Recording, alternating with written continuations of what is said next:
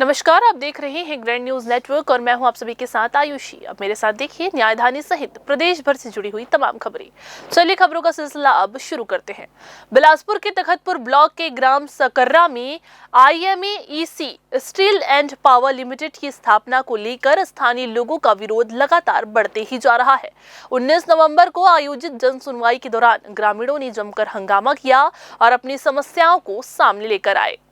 ग्रामीणों को आशंका है कि प्लांट लगने से पानी की कमी, प्रदूषण और सड़कों की बदतर स्थिति और बढ़ जाएगी। उन्होंने पहले ही 3 नवंबर को पर्यावरण प्रदूषण मंडल के क्षेत्रीय कार्यालय में आवेदन देकर अपनी आपत्ति दर्ज कराई थी, लेकिन इसे नजरअंदाज कर जन सुनवाई आयोजित की गई।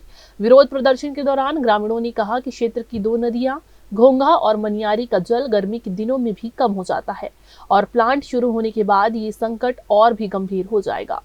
आज की जन सुनवाई का मैंने भरपूर विरोध किया है। मेरे साथ मेरे गांव के पूरे लोग ने विरोध किया है। जैसा कि आप सभी ने देखा है, ये जन सुनवाई में 176 लोगों ने अपना मत रखा है, जिसमें से लगभग 170 से 75 लोगों ने विरोध दर्ज कराया है। इसके बावजूद भी देखते हैं कि प्रशासन हमारा सुनता है, जनता का सुनता है कि फैक्ट्री का सुनता है। फैक्ट्री के दबाव में आके अगर सरकार कुछ भी ऐसा फैसला लेता है जिससे जनता की मत का आहत होता है, तो हम लोग इसके आगे PIL लगा के हाई कोर्ट तक जाएंगे। और ये जन सुनवाई पूर्ण रूप से न्याय संगत नहीं है और अवैधानिक था। हम इसका खंडन करते हैं। इसके खुलने से कई प्रकार की हानियां होगी। जन स्वास्थ्य की हानि होगी, वायु प्रदूषण होगी, भूमि प्रदूषण होगी, जल प्रदूषण होगी, जल स्तर घटेगा। इसके बाद इससे क्या है, छोटे बच्चों में अस्थमा, कैंसर, बुजुर्गों में हड्डी के रोग, ये सब वायु प्रदूषण और जल प्रदूषण के कारण होती है। इसलिए हम सब गांव के लोग एकत्र होकर आज इस प्लांट की जन सुनवाई का विरोध किए हैं। जन सुनवाई में प्रदर्शनकारियों ने कहा कि कोल वॉशरी और अन्य उद्योगों से किसी भी प्रकार के विकास कार्य या मुआवजा लोकल रहने वाले किसानों और ग्रामीणों को नहीं मिला। नदियों से पानी का दोहन करने की कंपनियां की जो योजना है, उसको लेकर भी ग्रामीणों में भारी असंतोष है। पुलिस ने हंगामा करने वाले प्रदर्शनकारियों को गिरफ्तार कर थाने ले गई, लेकिन बाद में उन्हें छोड़ दिया गया। कैमरामैन राकेश मिश्रा के साथ पिंटू दुबे की रिपोर्ट। बिलासपुर के परसदा क्षेत्र से एक बड़ा मामला सामने आया है, जहां हाईकोर्ट रोड पर एसिड की अवैध और असुरक्षित बिक्री की शिकायत के बाद चकरभाटा पुलिस ने कार्रवाई की है। जी हां, आप सभी को बता दें, पुलिस टीम ने मौके से स्टॉक रजिस्टर और कई महत्वपूर्ण दस्तावेज जब्त किए हैं, जबकि SSP रजनीश सिंह ने पूरे जिले में ऐसे कारोबारियों पर कड़ी कार्रवाई के निर्देश दिए हैं। हाईकोर्ट रोड स्थित परसदा इलाके में खुलेआम एसिड बेचे जाने की सूचना मिलते ही चकरभाटा पुलिस ने मौके पर दबिश दी। जांच के दौरान पाया गया कि दुकान आकाश ट्रेडिंग के नाम से चल रहा कारोबार बिना किसी सुरक्षा व्यवस्था, बिना पहचान पंजीकरण और बिना कानूनी अनुमति के एसिड की बिक्री कर रहा था। आपको बता दें कि एसिड एक अत्यंत संक्षारक रसायन होता है, जो त्वचा, आंखों और शरीर के किसी भी हिस्से पर गिरते ही गंभीर जलन, स्थायी घाव और कई मामलों में जानलेवा नुकसान तक पहुंचा जा सकता है। इसलिए इसकी बिक्री और खरीद दोनों पर सख्त नियम लागू है। जो भी खतरनाक ऐसे आइटम होते हैं उनके लिए जो भी एजेंसी है, जैसे इंडस्ट्री है, और ये लोग इनसे लाइसेंस लिया हुआ रहता है इनके द्वारा। लेकिन जो आप बता रहे हैं कि वो किस किस को दे रहा है, कौन बायर है उसका, है ना, किसको किसको सेल किया है, इसकी डिटेल हम लोग लेके उसको वेरीफाई समय समय पर करते हैं। सुबह शाम हमेशा सरप्राइज तौर पे पुलिस एक बार चेक कर लेती है ऐसी जगहों को, क्योंकि ऐसे इंसिडेंट हुए हैं, पहले भी कभी हुए हैं। और जिस एरिया में चकरभाटा एरिया में है, तो वो हमारे लिए थोड़ा और सेंसिटिव रहता है, तो हम लोग चेक करते हैं। लेकिन उसकी पूरी लिस्ट, स्टॉक एंड जो सप्लाई है उसकी, वो सब हम लोग चेक करवा लेंगे। उसको DSP जो CSP चकरभाटा है, उनको निर्देशित किया गया। पुलिस ने मौके में स्टॉक रजिस्टर और अन्य दस्तावेज जब्त कर पूरे मामले की विस्तृत जांच शुरू कर दी है। SSP रजनीश सिंह के अनुसार जिले भर में सुप्रीम कोर्ट की गाइडलाइन का पालन अनिवार्य है और खतरनाक रसायनों को बिना रिकॉर्ड और सुरक्षा मानकों के बेचने वाले पर तत्काल और कड़ी कार्रवाई की जाएगी। उनका कहना है कि ऐसे मामलों में किसी भी तरह की लापरवाही जनता की सुरक्षा के लिए बड़ा खतरा बन सकती है, इसलिए पुलिस लगातार इस तरह के कारोबारियों पर नजर बनाए हुए है। कैमरामैन राकेश मिश्रा के साथ पिंटू दुबे की रिपोर्ट। बिलासपुर नगर निगम के सबसे महत्वपूर्ण कार्यालय विकास भवन में एक ऐसी लापरवाही सामने आई है, जिसने बुजुर्गों, विकलांगों और आम लोगों की परेशानियां को कई गुना बढ़ा दिया है। सालों से यहां लगी लिफ्ट खराब पड़ी है और सबसे हैरानी की बात यह है कि करीब 1 वर्ष से ये स्थिति जस की तस बनी हुई है। विकास भवन में रोजाना सैकड़ों लोग जरूरी काम लेकर पहुंचते हैं। इनमें बुजुर्ग नागरिक, रोग से पीड़ित लोग, महिलाएं और दिव्यांग कर्मचारी भी शामिल हैं। लेकिन खराब लिफ्ट के कारण सभी को मजबूरी में ऊंची ऊंची सीढ़ियां चढ़कर दफ्तर तक जाना पड़ रहा है। यह सिर्फ असुविधा नहीं बल्कि रोजाना खतरे के साथ सफर करने जैसा है। कई लोगों ने बताया कि सीढ़ियां चढ़ते समय फिसलने और गिरने का डर बना रहता है। कुछ कर्मचारी ने तो साफ कहा कि लिफ्ट बंद होने से रोजाना काम पर पहुंचना किसी परीक्षा से कम नहीं है। सबसे चौंकाने वाली बात यह है कि इसी भवन से शहर के पूरे 70 वार्डों का संचालन होता है, जहां से बड़े फैसले लिए जाते हैं, शहर की योजनाएं लागू होती है। जब हमारी टीम ने यहाँ मौजूद कर्मचारियों और लोगों से बात की तो सभी ने एक ही बात कही, लिफ्ट ठीक कराने की मांग कई बार की गई लेकिन आज तक कोई कार्रवाई नहीं हुई। वही लिफ्ट बिगड़ा भैया, हम लोग को सबको जा 1 साल हो गया। तो अभी आना जाना कैसे? सब सीढ़ी से जा रहे आ रहे हैं भैया। तो समस्या नहीं होती है? हाँ, पैर दर्द होता है, क्या करेंगे। तो उस पर शिकायत करती है बनवाने की? करते हैं, साहब लोग बोलते हैं बनवाएंगे बनवाएंगे, अब बन ही रहा है। अब नहीं बना, अब बनने वाला है, बन रहा है। अब अभी मैं स्टोर शाखा में काम करता हूँ। नगर निगम में कौन सा फ्लोर में हो? फर्स्ट फ्लोर में। तो किसमें से आना जाना करते लिफ्ट? मैं सीढ़ी से आना जाना करता हूँ। तो लिफ्ट कितना दिन हो गया खराब है? साल भर के आसपास हो गया है। तो समस्या नहीं होती आने जाने में? होती है, परेशानी तो होती है सीढ़ी चढ़ने में। बैसाखी सहारा चढ़ते हैं? हाँ, बैसाखी सहारा चढ़ता हूँ। और इसके लिए आप अधिकारी को नहीं बोले यहाँ? नहीं बोला। हाँ, तो अभी बनना चालू कि नहीं? अभी चालू हो गया बनना। 1 साल से बंद है? नहीं, अभी शुरू किए हैं बनाने के लिए। कब से बंद है?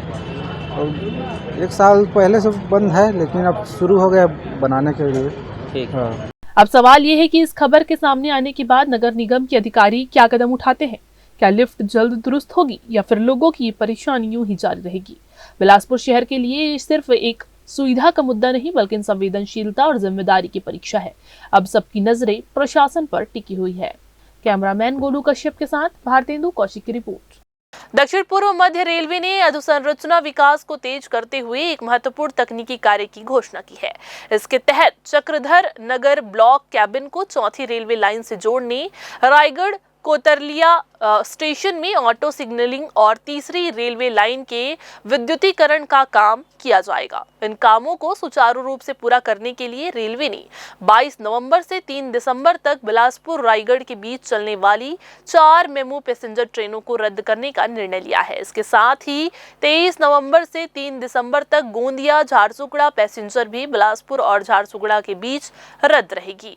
आपको बता दें कि दक्षिण पूर्व मध्य रेलवे बिलासपुर झारसुगड़ा के बीच 206 किलोमीटर लंबी चौथी रेल लाइन का निर्माण कर रहा है, जिसमें अब तक 150 किलोमीटर से अधिक का कार्य पूरा हो चुका है। इसी परियोजना के तहत चक्रधर नगर ब्लॉक कैबिन को चौथी लाइन से जोड़ने का कार्य 21 नवंबर से 11 दिसंबर के बीच विभिन्न तिथियों में किया जाएगा। इस परियोजना के पूरा होने के बाद इस व्यस्त कॉरिडोर में ट्रेन संचालन और तेज, सुरक्षित और अधिक व्यवस्थित हो जाएगा।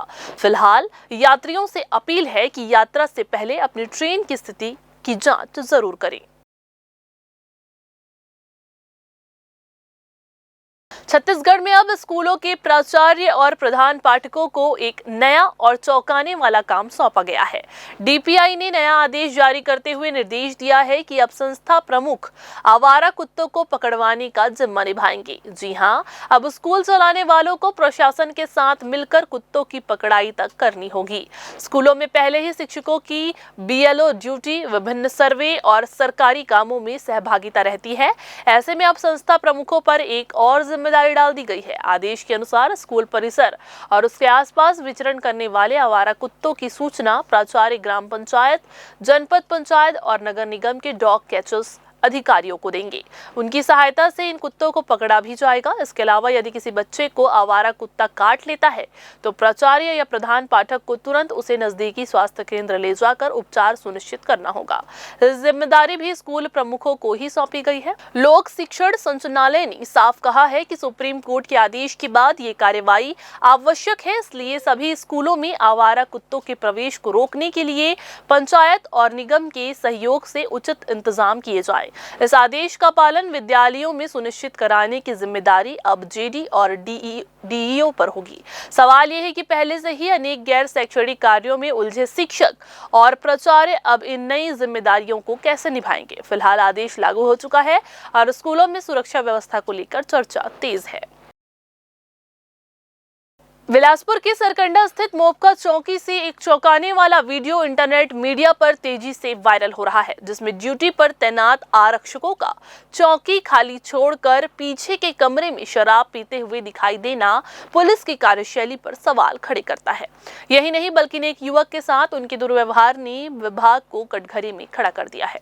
वीडियो में देखा जा सकता है कि चौकी में कोई मौजूद नहीं था और जैसे ही युवक अंदर गया, कमरे में 2 आरक्षक शराब पीते हुए नजर आए। युवक द्वारा वीडियो बनाए जाने पर आरक्षक संतोष राठौर आपा खो बैठा और पहले मोबाइल छीन लिया और फिर युवक को धमकाते हुए हुज्जतबाजी करने लगा। घटना का ये पूरा वीडियो वायरल होने के बाद अब देखना होगा कि कप्तान किस तरह से अपना रुख अपनाते हैं और क्या कार्रवाई करते हैं। बिलासपुर प्रवास के दौरान छत्तीसगढ़ शासन के मंत्री केदार कश्यप ने पत्रकारों से चर्चा करते हुए नक्सलवाद पर बड़ा बयान दिया। उन्होंने कहा कि केंद्र सरकार की योजना के अनुसार 31 मार्च 2026 तक पूरे देश में नक्सलवाद खत्म करने का लक्ष्य रखा गया है और उसी दिशा में तेजी से काम किया जा रहा है। पत्रकारों ने जब उनसे पूछा कि भाजपा के 15 साल के कार्यकाल में नक्सलवाद क्यों समाप्त नहीं हो सका, तो मंत्री कश्यप ने जवाब दिया कि उस दौरान राज्य सरकार लगातार इस दिशा में काम करती रही और इलाके में इंफ्रास्ट्रक्चर को मजबूत करने में बड़े प्रयास हुए। उन्होंने कहा कि भाजपा सरकार ने उन क्षेत्रों में सड़क, अस्पताल, चिकित्सा सुविधाएं और विद्यालय खोले जहां पहले इनकी कल्पना भी नहीं की जाती थी।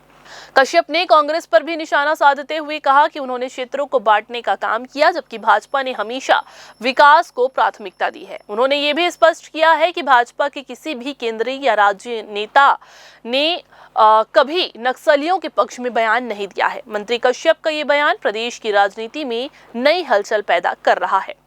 अभी कल हिडमा और उसकी पत्नी राजे दोनों को एराबोर के नज़दीक बॉर्डर पे न्यूट्रलाइज किया गया है और लगातार उनके बड़े लीडर्स मारे जा रहे हैं। सेनापति मारा गया है, बसवराजू मारा गया है। तो एक आने वाले समय में सशस्त्र नक्सलवाद का खात्मे की ओर सरकार बढ़ रही है और जो उद्देश्य है कि 31 मार्च 2026 तक पूरे प्रदेश से, पूरे देश से नक्सलवाद खात्मा हो और देश के हमारे गृह एवं सहकारिता मंत्री ने जो हमारे जवानों में जो उनका हौसला बढ़ाया है वो काबिल तारीफ है और जवान हमारे उन क्षेत्रों में सर्चिंग करके, ऑपरेशन करके लगातार इस सफलता को प्राप्त कर रहे हैं। 15 साल की सरकार में हमारी सरकार लगातार लड़ती रही और लगातार उसके परिणाम भी सामने आए। उन क्षेत्रों तक हमारी सरकार की योजनाएं भी पहुंची। पहले उन क्षेत्रों को किस तरीके से अनदेखा किया गया, किस तरीके से क्षेत्रवाद और नक्सलवाद के नाम पर बांटा गया, ये मुझे बताने की आवश्यकता नहीं, क्योंकि उन क्षेत्रों में ना इंफ्रास्ट्रक्चर था, ना उन क्षेत्रों में चिकित्सा सुविधा थी, ना शिक्षा की सुविधा थी। लेकिन उन क्षेत्रों में चिकित्सा, शिक्षा, सड़क, झीलों का निर्माण, ये सब तो भारतीय जनता पार्टी की सरकार में हुआ। कभी किसी ने सोचा ही नहीं था कि उन क्षेत्रों तक ये सारी सुविधाएं पहुँची और हम लोग बड़े तत्परता के साथ में लड़ाई लड़ रहे हैं। हमारे बिलासपुर के सकरी थाना क्षेत्र में गुरुवार दोपहर हुए दर्दनाक सड़क हादसे ने पूरे इलाके को दहला दिया है। सैदा स्थित स्कूल के पास स्कूटी और तेज रफ्तार बाइक की आमने सामने भिड़ंत में 78 वर्षीय गुलाबचंद शर्मा और 18 वर्षीय प्रमोद टोंडे की मौके पर ही मौत हो गई, जबकि 2 अन्य गंभीर रूप से घायल हो गए। जानकारी के मुताबिक मेंड्रा निवासी गुलाबचंद शर्मा अपने साथी रघुवंश खैरवार के साथ स्कूटी से गांव लौट रहे थे। तभी तेज रफ्तार में सामने से आ रही प्रमोद की बाइक अनियंत्रित होकर उनसे टकरा गई और बाइक नाली में जा गिरी। हादसे में प्रमोद का साथी भास्कर और रघुवंश खैरवार गंभीर रूप से घायल हो गए। सूचना मिलते ही सकरी पुलिस मौके पर पहुंची और घायलों को तुरंत अस्पताल भिजवाया गया।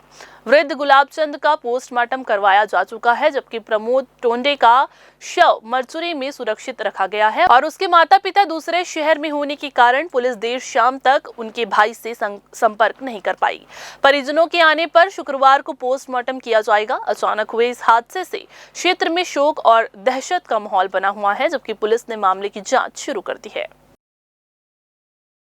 इधर कॉलेज से घर लौट रही एक युवती ने थाना कोटा में रिपोर्ट दर्ज कराई कि रास्ते में 3 युवकों ने उसका रास्ता रोककर जबरदस्ती छेड़छाड़ की और विरोध करने पर गाली गलौज भी किया गया।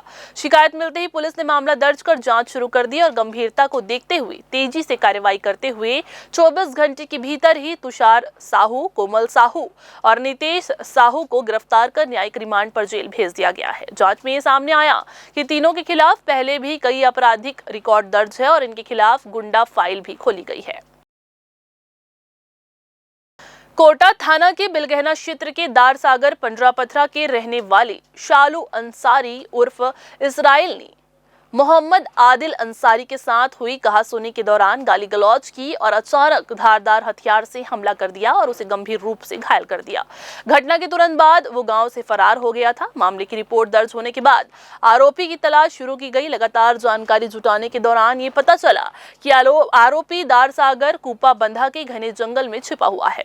इस पर चौकी बिलगहना की टीम मौके पर पहुंची और जंगल में सर्चिंग कर आरोपी को घेर कर पकड़ लिया गया। गिरफ्तारी के बाद उससे पूछताछ की गई और आगे की कार्यवाही पूरी करते हुए उसे न्यायिक रिमांड में जेल भेज दिया गया है। तो ये थी आज की बुलेटिन की तमाम खबरें। अगली बुलेटिन में फिर होगी आपसे मुलाकात। तब तक के लिए पूरी टीम के साथ मुझे दीजिए इजाजत। नमस्कार।